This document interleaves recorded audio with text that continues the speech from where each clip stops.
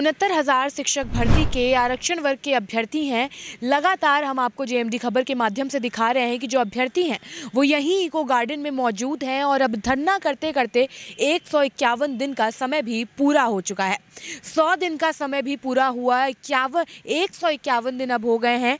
लगातार परिश्रम करने के बाद भी जो परिणाम है वो अभी भी शून्य है, क्योंकि ये लोग लगातार सरकार से गुहार लगा रहे थे कि इनकी मांगें पूरी कर दी जाएं, लेकिन शांतिपूर्ण तरीके से धरना करने के बावजूद अब भी इनको यहीं बैठना पड़ रहा है और धरना देना पड़ रहा है।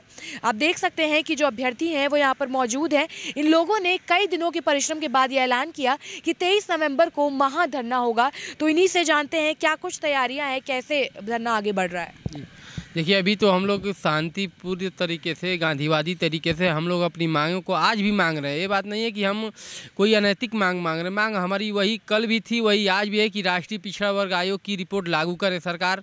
लेकिन अगर सरकार चाहती है कि हम लोग कुछ अनैतिक कार्य करें, क्योंकि हम लोग शिक्षक हैं, हम लोग अपनी मर्यादा जानते हैं, इसीलिए गांधीवादी तरीके से हम लोग बैठ के अपनी मांग रहे हैं। और सरकार को इस पे विचार करना चाहिए, क्योंकि हम लोग भी इसी उत्तर प्रदेश के निवासी हैं। हम कई पाकिस्तान या तालिबान से नहीं आए हैं। हम लोग का भी अधिकार है जितना आपका अधिकार है। हम ही लोगों ने चुनकर आपको भेजा है, तो आखिर हम लोगों को निगलेक्ट क्यों किया जा रहा है? क्योंकि क्या इसीलिए कि हम आपको चुने थे कि आज हम लोग 151 दिन से धरने पे बैठे हैं, लेकिन आप लोगों को हम लोगों की सुध भी नहीं ले रहे हैं? तो हम बता देना चाहते हैं कि जो 23 तारीख को हम लोगों ने महाआंदोलन का ऐलान किया है वो बहुत ही भीषण होगा। ये अब समझ लीजिए कि हम लोगों के जीने मरने की बात आ गई है कि अगर हम लोगों को नौकरी नहीं मिलेगा तो कोई सम्मान हम लोगों का नहीं रहेगा। तो जब सम्मान नहीं रहेगा तो जीने से कोई मतलब नहीं है। तो 23 तारीख को जो आंदोलन होगा वो विधानसभा पे होगा, या इको गार्डन में नहीं होगा। और उस दिन देखा जाएगा कि इस तानाशाही सरकार के पास कितनी गोलियां हैं, और हम लोग भी दिखाएंगे कि हम लोगों की संख्या कितनी है। क्योंकि 23 तारीख को पूरे भारतवर्ष के जो भी राजनीतिक गैर राजनीतिक संगठन है, चाहे आर.एस. पटेल साहब हो, अनिरुद्ध विद्रोही जी हों, ओम प्रकाश राजभर, यहाँ तक कि इनके सरकार में रहकर हमारी आवाज़ उठाने वाली अपना दल की अनुप्रिया दीदी हम लोगों के साथ उन्होंने आश्वासन दिया कि 23 तारीख के आंदोलन में हम भी आपके साथ रहेंगे। अगर सरकार आप लोग की बात नहीं सुनती है तो वैसे उम्मीद है कि उसके पहले सरकार को हमारी मांग मान लेनी चाहिए। अनुप्रिया पटेल जी भी हमारी बात को उठाई और उन्हें हमें आश्वासन भी दिया है कि नहीं, आप लोगों का कार्य पूरा होगा। तो हम भी अभी 2-4-5 दिन बाकी है, लेकिन हम लोग अभी से तैयारी में लग चुके हैं और पूरा राजनीतिक संगठनों का समर्थन पत्र हम लोग के पास आना चालू हो गया है और हम लोग सबको साथ लेकर इस आंदोलन में आगे बढ़ रहे हैं। क्या कहना चाहेंगे? एक लंबा समय हो गया है प्रदर्शन करते करते, लगातार आप लोग सरकार से उम्मीद लगाए हुए हैं, क्या अभी भी उम्मीद बची है या नहीं? मैम, उम्मीद तो बहुत कुछ है। जब से सरकार आई थी तब से हम लोगों को एक अपेक्षा जगा था कि युवाओं के लिए कुछ होगा। 2018 में जब वैकेंसी निकाली तो हम लोग बहुत खुश हुए थे कि सन 2011 के बाद बीएड योग्यताधारी को एक लास्ट मौका मिला, क्योंकि वैसे ही हम लोग ओवर एज होने वाले ही थे। तो एक वैकेंसी आई तो हम लोगों को उम्मीद जगी कि हम लोग टीचर बनेंगे। लेकिन ये सरकार को, हम लोगों को नहीं पता था कि ये सरकार हम लोगों के साथ इतना बड़ा आरक्षण घोटाला करेगी और हम लोगों के साथ न्याय नहीं करेगी। जब लिस्ट आई तो हम लोग जब सूची से बाहर हुए तो हम लोग ये पता लगाने की कोशिश किए कि हम लोग इस भर्ती में आखिर हुए क्यों नहीं। जब हम लोग पता लगाने की कोशिश किए, जब एनसीबीसी गए तो वहाँ एनसीबीसी, जो कि इन्हीं के सरकार द्वारा मनोनीत किया गया संगठन है और इन्हीं के मंत्री वहाँ के उपाध्यक्ष अध्यक्ष हैं, उन्होंने रिपोर्ट दिया कि इसमें आरक्षण घोटाला हुआ है। और ये सरकार जिसकी ढिढोरा पीटती है कि हम आरक्षण के लिए ये कर दिए, ये आरक्षण विभाग बना दिए, उसकी रिपोर्ट आखिर क्यों नहीं माननी है। आज 29 अप्रैल को रिपोर्ट आया, जब से हम लोग दर दर की ठोकरें खा रहे हैं, वार्ता हो रही है, सिर्फ झूठा आश्वासन ही दे रहे हैं। बताइए हम लोग जाएँ तो कहाँ जाएँ? हम लोगों के लिए अब यही रास्ता बचा है। अभी तक तो हम लोग गांधीवादी तरीके से धरना प्रदर्शन कर रहे थे, लेकिन आगे हम लोगों को कुछ कठोर कदम उठाना पड़ेगा।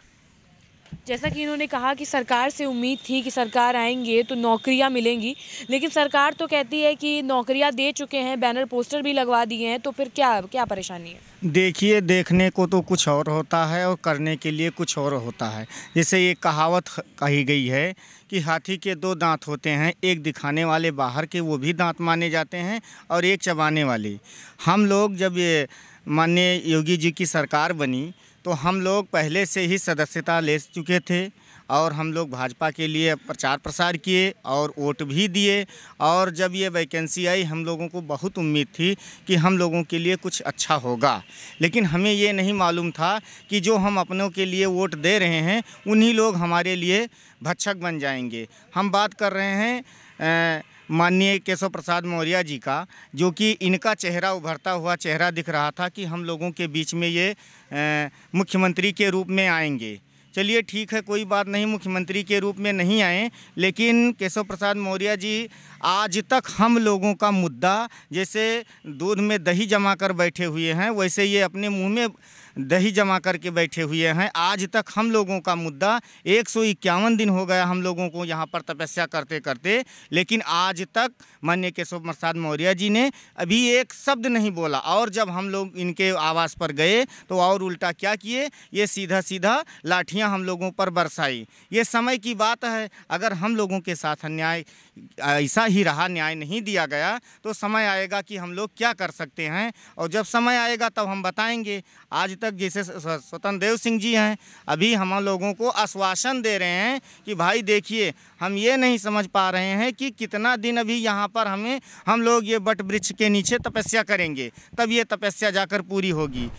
सरकार में बहुत से पिछड़े बनाए गए हैं, कोई मुख्यमंत्री उप मुख्यमंत्री बनाया गया है तो कोई मंत्री बनाया गया है, तो उसमें बहुत से मुखौटे बनकर केवल रह गए। जैसे हमारे स्टूल मंत्री जी हैं, वो मात्र ओबीसी का एक मुखौटा बनकर रह गए हैं, लेकिन वहीं पे उनके सामने अनुप्रिया दीदी हैं, वो लगातार हमारे लिए, हम उनका मतलब तहे दिल से स्वागत करते हैं सभी जितने अभ्यर्थी हैं, क्योंकि उन्होंने आरक्षण की हमेशा लड़ाई लड़ी है। जो उनके वर्ग के अभ्यर्थी हैं या जो उनके वर्ग से लोग आते हैं उन्होंने कभी अनदेखा नहीं किया है, तो उसके लिए वो हमेशा जो है हम लोगों के साथ खड़ी रही हैं। उनके लिए बहुत बहुत धन्यवाद। और वो आज भी हमारी आवाज़ बनकर लगातार उठाती हैं। इवन कि उन्होंने कहा है कि अगर आप लोगों के साथ अगर कुछ अनदेखा होगा तो हम फिर आगे मतलब बताएंगे। हमको तो लगता है अगर उनकी बात नहीं सुनी गई, क्योंकि उनकी बात यानी हमारी आरक्षित परिवार की बातें जो हैं, जैसे इन्होंने जो राष्ट्रीय पिछड़ा वर्ग आयोग बनाया उसको ये देख कर बनाया गया कि हम 15% के लोग इन 85% लोगों की वोट लेकर जो है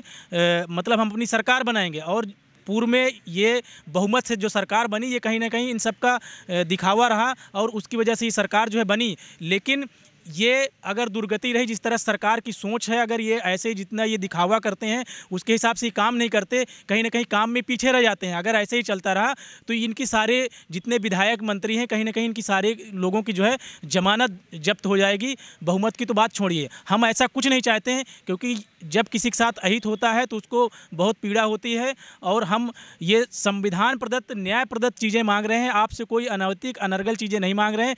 हम सरकार से अभी भी आशा और उम्मीद टकटकी लगाए गांधीगिरी के रूप में बैठे हुए हैं, मांग रहे हैं। लेकिन जब हम लोगों का महाआंदोलन का आगाज़ होता है तो आप डर या खौफ के मारे फिर हम लोगों को जो है जो बुलाकर मीटिंगें करते हैं तो फिर लॉलीपॉप आप दे देते हैं। तो इस बार हम कोई लॉलीपॉप या बहकावे में हम नहीं आएंगे। इस बार भी कोई आश्वासन या कोई मीटिंग की बात हुई है? बिल्कुल, ये उम्मीद हमको रहती है हर बार, क्योंकि हम लोगों ने जितनी बार महाआंदोलन किया ये हमेशा हुआ है। फिर इस बार सरकार जब जानेगी, जान भी गई है, तो वो कहीं ना कहीं 2 दिनों पहले ज़रूर मीटिंग करेगी। लेकिन हमको मीटिंगें से बेहतर है आप हमको न्याय दीजिए। जैसे अब धीरे धीरे संख्या बढ़ने लगी है, क्योंकि कुछ समय पहले बहुत लोगों को डेंगू भी हो गया था, तमाम अभ्यर्थी बीमार हो गए थे, तो संख्या कम थी। अब जो है संख्या बढ़ने लगी है, तो क्या ये 23 तारीख को जो धरना होने वाला है उसकी शुरुआत मान ली जाए? हाँ बिल्कुल मान ली जाए। जो 23 तारीख को हमारा धरना होगा वो इतना विशाल होगा कि हम लोग विधानसभा के सामने बहुत ही मतलब कि भारी जनसैलाब की मतलब उमड़ेगा और उस आधार पे हम लोग बहुत ही बड़ा आंदोलन करेंगे। और ये जो 69,000 का हमारा मामला है, अगर सरकार मतलब कि सोचती है कि इसको निगलेक्ट करके हम आगे सीट मतलब बना लेंगे, जीत जाएंगे, हमारी सरकार बन जाएगी दलित और जो पिछड़ों का अधिकार मार करके, तो ऐसा कभी संभव नहीं होगा। क्योंकि हमारा जो यह 69,000 आरक्षण महाघोटाला जो हुआ है ये अब जन जन तक पहुँच गया है। इसलिए सरकार इस भ्रम से मतलब निकल आए बाहर, तभी ठीक होगा चुनाव आने के पहले। तो अगर आपके 23 तारीख का जो धरना होना उसके पहले सरकार कोई बैठक करती है या मीटिंग बुलाती है, कोई आश्वासन देती है, तो क्या धरना रुक जाएगा? नहीं, धरना हमारा तब भी चालू रहेगा जब तक कि हमारा जीओ जारी नहीं हो जाता है लिखित रूप से। सभी अधिकारी लोग मतलब इसमें शामिल होकर के इसका निस्तारण की ओर आगे नहीं बढ़ेंगे, मतलब लिखित रूप से जब तक नहीं आ जाएगा तब तक आगे बढ़ेगा। और निश्चित तौर पर ये हमारा मुद्दा अब ये 151 दिन का जो लखनऊ में रहा है, अब ये यहाँ तक सीमित नहीं रहेगा, ये हर एक मतलब यूपी से लेकर पूरे भारत में फैल चुका है। और ये जो बेरोजगारी का मुद्दा है और युवा जो हैं समझ रहे हैं सरकार की चाल क्या है। तो सरकार जो है अब हिंदू मुस्लिम मंदिर अब ये सबसे काम नहीं चलने वाला है, ये आने वाले चुनाव में सीधा सीधा दिख जाएगा जी। तो जैसा कि आपने देखा, जो 69,000 शिक्षक भर्ती के आरक्षण वर्ग के अभ्यर्थी हैं, उन लोगों ने 151 दिन इको गार्डन में बिताए हैं, लगातार परिश्रम कर रहे हैं, अपनी मांगे सरकार तक रख रहे हैं, लेकिन अभी तक कोई कार्रवाई नहीं हुई है, जिससे इन लोगों ने 23 तारीख को एक महा आंदोलन का ऐलान किया था। और इन लोगों ने आज भी यही साफ किया है कि अगर 23 से पहले तक इनकी मांगे पूरी नहीं हुई तो एक विशाल धरना प्रदर्शन राजधानी लखनऊ में देखने को मिल सकता है। फिलहाल के लिए इतना ही। कैमरा पर्सन अभय के साथ मैं शिवांगी, JMD खबर लखनऊ।